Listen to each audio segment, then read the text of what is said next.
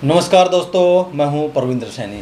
दोस्तों, सभी को इंतज़ार था कि जो निकाय चुनाव चल रहे हैं, आखिरकार इस बार इस चुनाव में कौन बाजी मारेगा, क्योंकि इस चुनाव में इस बार भारतीय जनता पार्टी ने सिंबल पर चुनाव लड़ा।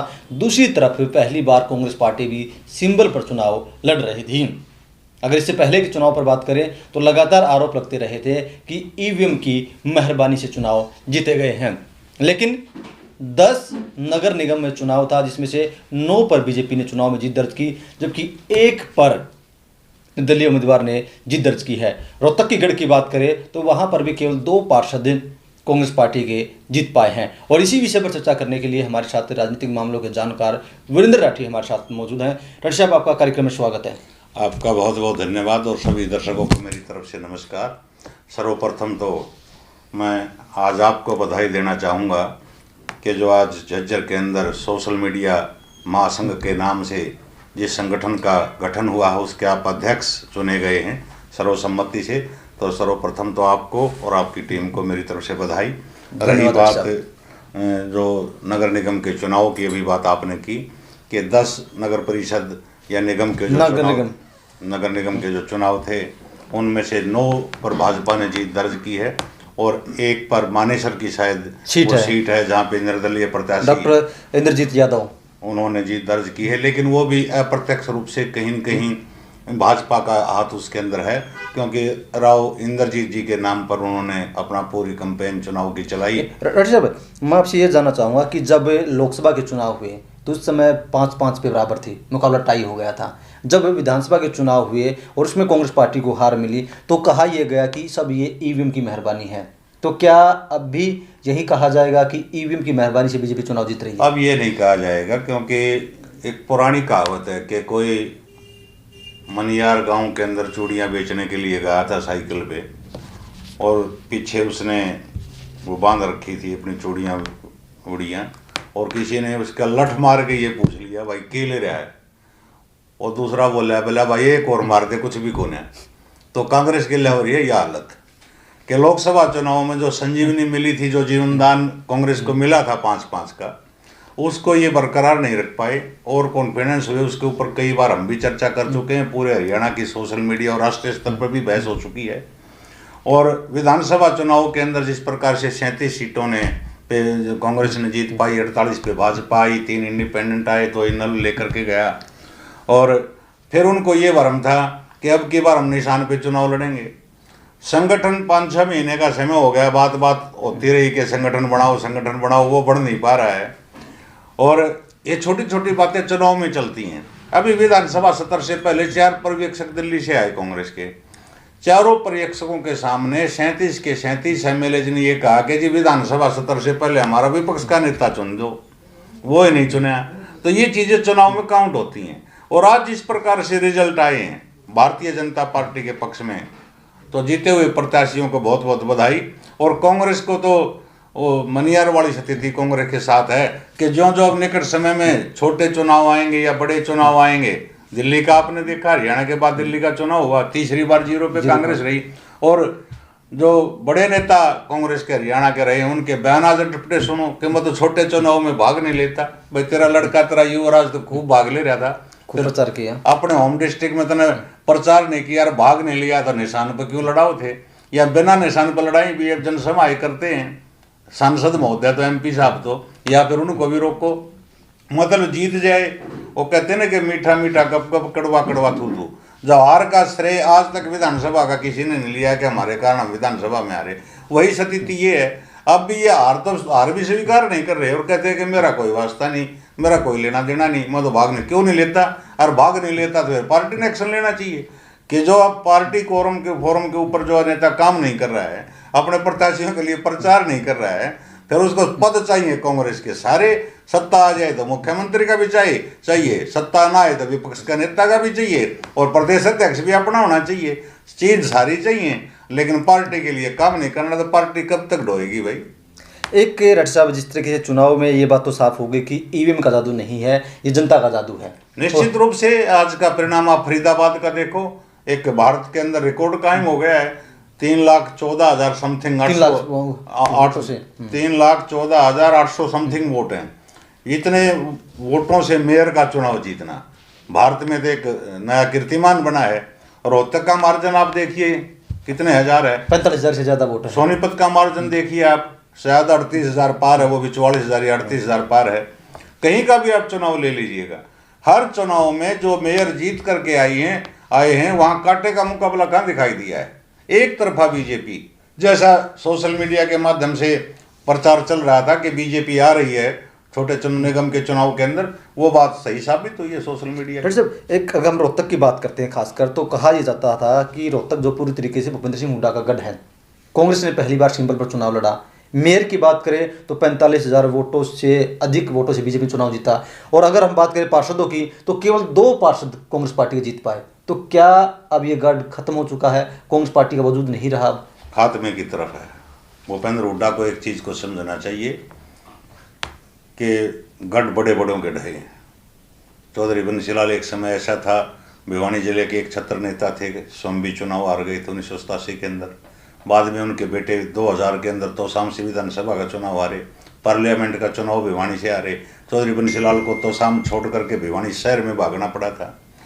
दूसरी तरफ आप भजन लाल जी को देख लीजिएगा, भजन लाल जी का पोता खुद आदमपुर से चुनाव हार गया, जो उनकी 53-54 साल से गढ़ की सीट कहा जाता था। चौधरी देवीलाल के परिवार का असर देख लीजिए कि छठे नंबर पर आज उनके पोते जो डिप्टी सीएम दुष्यंत चौटाला थे, जो वहाँ से आए हैं उचाना से। ऐलनाबाद से अभय सिंह जी खुद चुनाव हार गए। 2 सीटें उनके परिवार की आई बहुत कम मार्जिन से, कोई 700 वोटों से है तो कोई करीब 4,000 वोटों के आसपास से अभय सिंह का बेटा सीट निकाल पाया है। भूपेंद्र सिंह हुड्डा जी के बेटे पिछला चुनाव खुद रोहतक से हारे। सोनीपत से स्वयं भूपेंद्र हुड्डा जी लोकसभा का चुनाव हारे। और जब वहाँ से भूपेंद्र हुड्डा और दीपेंद्र हुड्डा रोहतक और सोनीपत का चुनाव हारे तो कहीं न कहीं आँख खुल जानी चाहिए थी कि अब आपका गढ़ जो है वो खिसकता जा रहा है।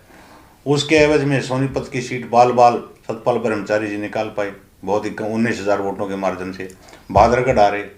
रोहतक की 1200 वोटों की हार थी भारतीय जनता पार्टी के विधानसभा चुनाव के अंदर। 1200 वोटों का मतलब आप 600 वोट मान करके चलिए, तो मुकाबला तो सीधा सा बीजेपी की तरफ दिखाई दे रहा था। लेकिन कांग्रेस समय रहते नहीं जागी और आज 44,000 वोटों से जाकर के 45,000 वोटों से कमर टिकी है आज कांग्रेस पार्टी के प्रत्याशी की। तो सीधी यार रोहतक की सीट की यार भूपेंद्र सिंह हुड्डा की हार मान करके चलता हूँ और दीपेंद्र हुड्डा की हार मान करके चलता हूँ। कांग्रेस की हार कम है, स्वयं भूपेंद्र हुड्डा और दीपेंद्र हुड्डा की हार ज्यादा है। डॉक्टर साहब, जब हम विधानसभा चुनाव को देखते हैं उसके बाद किसी कांग्रेस पार्टी नेता ने ये नहीं कहा कि हार की जिम्मेवारी मैं लेता हूँ और इस्तीफा देता हूँ। तो क्या आपको लगता है कि इस बार कांग्रेस पार्टी का कोई नेता बड़ा दिल दिखाते हुए ये कहेगा कि हम इस वजह से आ रहे हैं, मैं हार की जिम्मेवारी लेता हूँ? दिल होगा तो दिखाएंगे ना। कांग्रेस पार्टी में इनके अपना शीत युद्ध शुरू हो जाएगा, आज से ही हो जाएगा। 2-3 धड़े जो छोटे मोटे बने हुए हैं, ये माना कि सशक्त धड़ा आज भी कांग्रेस के अंदर, हरियाणा के अंदर चौधरी भूपेंद्र सिंह हुड्डा जी का है। ज़्यादातर समर्थक विधायक उनके हैं, पकड़ प्रदेश के अंदर उनकी है। लेकिन जब बार पार्टी हारी उसकी जिम्मेवारी भी तो लो। हम बार एक शब्द का प्रयोग करते हैं कि शत्रुघ्न सिन्हा वाली बात है कि ताली भी कप्तान तो गाली भी कप्तान को। हार का श्रेय भी लेना चाहिए और उनमें सुधार करना चाहिए ताकि आगे जीत हो। ये जीत जाते हैं तो बूम अपने नाम से, श्रेय अपने नाम। हार जाते हैं, मैं छोटे चुनाव में भाग नहीं लेता, ये भाईचारे का चुनाव है भाई है तो फिर क्यों भाग लेते हो? कौन सा क्षेत्र आपने ऐसा छोड़ा है कि जहां आपने प्रत्याशी खड़े नहीं किए? हर क्षेत्र में हर इलाके के अंदर प्रत्याशी उठाते हैं, निशान पे चुनाव लड़ाया जा रहा है। दीपेंद्र हुड्डा जी भागे फिर रहे हैं, पिताजी कह रहे हैं कि मैं छोटे चुनाव में भाग नहीं लेता। तो अपने घर को ही सुधार लो भाई, या राजनीति छोड़ दो ना, तो पार्टी हाईकमान कोई न कोई कठोर निर्णय लेकर के घर बैठाने का काम करेगी। क्या जिस तरीके से बीजेपी ने कहा था कि हम ट्रिपल इंजन की सरकार बनाएंगे, तेज गति से विकास कराएंगे, तो क्या अभी इन चुनाव के बाद भूपेंद्र सिंह हुड्डा को सोचना चाहिए, कांग्रेस पार्टी को सोचना चाहिए कि बीजेपी लगातार आगे बढ़ रही है और वो लगातार लोकसभा चुनाव में जो उन्हें बूम मिला था लगातार वो पीछे खिसक रहे हैं? भूपेंद्र हुड्डा ने अब कुछ नहीं सोचने की आवश्यकता। अब वो सोचेंगे, अब पछताए होत क्या जब चिड़िया चुग गई खेत, सीधी सी बात है। अब तो भारतीय जनता पार्टी ने सोचना है। केंद्र में भाजपा की सरकार है, प्रदेश के अंदर भाजपा की सरकार है और आज इस प्रकार से जो छोटे चुनाव के अंदर एक बम्पर जीत नगर निगम चुनाव के अंदर जो मिली है वो भाजपा की को जीत मिली है। तो ट्रिपल इंजन की सरकार हरियाणा के अंदर हो ही गई। विकास करना है भाजपा ने। अब छोड़ जाइए, भूल जाइए क्या भूपेंद्र हुड्डा जी क्या करेंगे क्या नहीं करेंगे। एक तरह से राजनीतिक अध्याय समाप्ति की ओर उनका बड़ी तेजी से बढ़ रहा है, समाप्ति की ओर, उत्थान की तरफ नहीं जा रहा है, पतन की ओर जा रहा है। तो उनसे ज़्यादातर प्रदेश की जनता भी अब ये पहचान चुकी है कि भूपेंद्र हुड्डा के अंदर कितना दम आज बचा है, कितना नहीं बचा है। बहुत बड़ी उम्मीदें प्रदेश की जनता को चौधरी भूपेंद्र सिंह हुड्डा जी से थी, लेकिन धीरे धीरे करके उन उम्मीदों पर जब ये खरा नहीं उतर पा रहे हैं तो प्रॉपर रोहतक शहर की जनता ने भी आज दिखाया, पहले सोनीपत ने दिखाया, आज रोहतक शहर ने दिखा दिया कि जिस प्रकार से इनकी लोकप्रियता का ग्राफ गिरा है, तो भविष्य के अंदर कांग्रेस पार्टी किसी दूसरे नेता को विकल्प के रूप में तलाशेगी। और जैसा मैंने कहा था, अगर इस गढ़ को बचाना है तो आनंद सिंह दांगी जैसे निष्ठावान जो कांग्रेस के प्रति समर्पित नेता हैं और ईमानदार नेता हैं कि उनके हाथ में कांग्रेस की बागडोर दे देनी चाहिए, ताकि इस इलाके के अंदर ही नहीं, हरियाणा प्रदेश के अंदर कांग्रेस पुनर्जीवित हो सके। डॉक्टर साहब, एक बयान लगातार चल रहा है कि जब दादा गौतम से सवाल पूछा गया कांग्रेस को लेकर, आपने भी सुना होगा, तो उन्होंने कहा कि यही कांग्रेस है।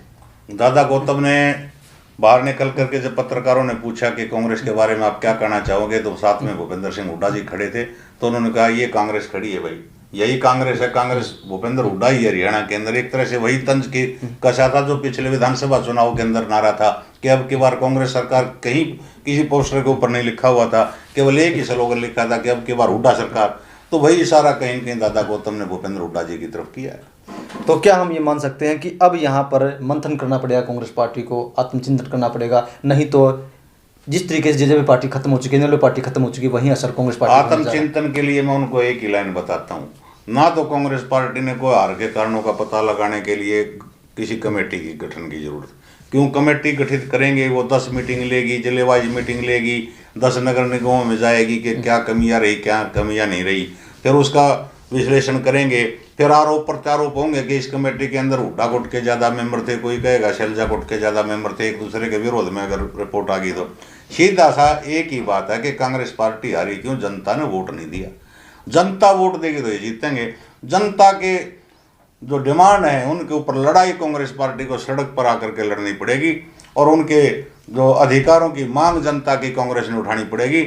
अगर ये सेटिंगबाजी का फार्मूला कांग्रेस पार्टी जिस प्रकार से पिछले 2-3 चुनाव के अंदर हम देख रहे हैं करती रही बीजेपी, तो जनता समझ चुकी है जब तक जनता के अधिकार की आवाज़ नहीं उठाएंगे तो जनता कांग्रेस के साथ नहीं जुड़ेगी, और कांग्रेस कभी सत्ता में आएगी भी नहीं। इसी प्रकार से चलती रही तो चलिए दोस्तों, कहीं ना कहीं तस्वीर साफ है कि नायब सिंह सैनी का जादू जो है वो चल गया, और भूपेंद्र सिंह हुड्डा का जादू नहीं चल पाया। कांग्रेस पार्टी पूरी तरीके से धराशायी हो गई।